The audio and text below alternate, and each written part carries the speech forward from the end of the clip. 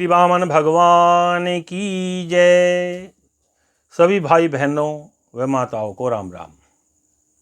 कृपया चैनल को सब्सक्राइब कर एवं लाइक अवश्य करें। यह वीडियो पूजा पाठ संबंधी है, कृपया ध्यान से सुने तथा अनुसरण भी करें। विषय यह है कि जब पंडित जी किसी के यहाँ पूजा पाठ आदि कराने जाते हैं तो क्रमबद्ध तरीके से पूजा करके यजमान के रक्षा सूत्र कलावा बांधते हैं तथा तिलक लगा देते हैं और फिर पूजा यज्ञ आदि का अग्रिम कर्म आरंभ हो जाता है। मानो अब पूजा में सम्मिलित होने वाले पड़ोसी या कोई संबंधी या अन्य बाद में आते हैं तो क्या पंडित जी अब यज्ञ को बीच में रोककर आने वालों के कलावा बांधें और तिलक लगाएं ताकि उन्हें ऐसा लगे कि उनका सम्मान हो गया है। क्या ये उचित है?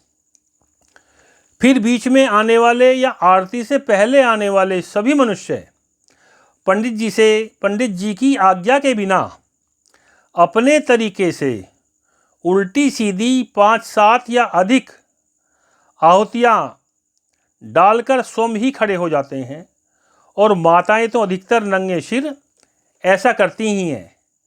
क्या ये भी सही है? पूजा पाठ में प्रत्येक कर्म की मर्यादा व उसका विधान होता है और कभी कभी आदि में 1-2 रजस्वला स्त्री भी आ जाती है। इतना जरूर है कि वो कुछ दूरी पर बैठती है तथा कलावा आदि भी नहीं बंधवाती और आहुति भी नहीं छोड़ती है। पूजा पाठ में रजस्वला स्त्री का दर्शन भी पूजा पाठ को भंग कर देता है। ऐसी स्त्रियों को पूजा पाठ में नहीं आना चाहिए। आरती व प्रसाद के वितरण के समय भी कुछ लोग आ जाते हैं और कहते हैं, अरे पंडित जी आपने तो हमारे ने तिलक किया और ने कलावा बांधा। ऐसे मनुष्य से कोई ये पूछे कि जब कलावा बांधा जा रहा था और तिलक लगाया जा रहा था तब तुम उपस्थित थे? क्या कलावा बांधने और तिलक लगाने मात्र से आपको पुण्य या धर्म लाभ मिल जाएगा? ऐसा नहीं है। फिर भी पंडित जी आग्रह करने पर कलावा बांधकर तिलक भी कर देते हैं, इसलिए कि उन्होंने आरती में 10 रुपये चढ़ाए हैं। इस विषय में यजमान अर्थात पूजा पाठ कराने वाले गृहस्थी को अपने यहाँ पूजा पाठ कराते समय कम से कम लोगों को बुलाना चाहिए। अगर आप अधिक लोगों को बुलाएंगे तो आपका ध्यान आगंतुकों पर रहेगा। यहाँ मेरा पूजा पाठ से अभिप्राय विशेष पूजा पाठ से है, जैसे श्री दुर्गा यज्ञ, स्वयं के लिए गृह शांति यज्ञ, मृत्युंजय यज्ञ या विशेष प्रकार के काम्य यज्ञ, पितर यज्ञ आदि से है।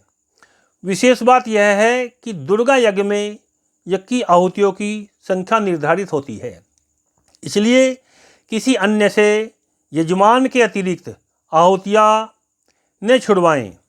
वैसे सभी यज्ञों में आहुतियों की संख्या निर्धारित होती है।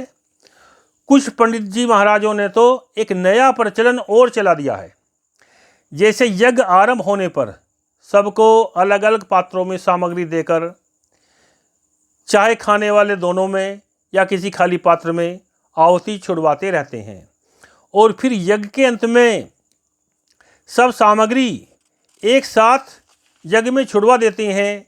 ये अनुचित है, इसलिए कि आहुति केवल प्रज्वलित अग्नि में ही दी जाती है और शास्त्रों में यही विधान बताया गया है।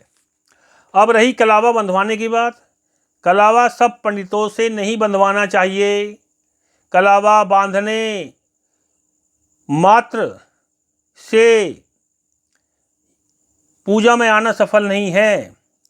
अर्थात कलावा बांधने के मंत्र का क्या अभिप्राय है, क्या अर्थ है, कलावा किससे बंधवाएं अथवा न बंधवाएं, ये इस मंत्र में बताया गया है। ये न बद्धो बलिराजा दानवेंद्रो महाबलय तेन त्वम मनु बदनामी रक्षे माचल माचलय जिस प्रकार भगवान बामन ने महादानी राजा बलि को अपने वचनों में बांध लिया था, उसी प्रकार मैं तुमको बांधता हूँ, आपकी रक्षा हो। आप किसी से क्यों बंधना चाहते हैं? पूजा पाठ के निमित्त पुरोहित यजमान को रक्षा सूत्र बांधता है, जिसका विधान इससे अधिक है। कृपया वीडियो को लाइक करें एवं सुझाव भी दें। जय हो श्री बामन भगवान की। से धन्यवाद।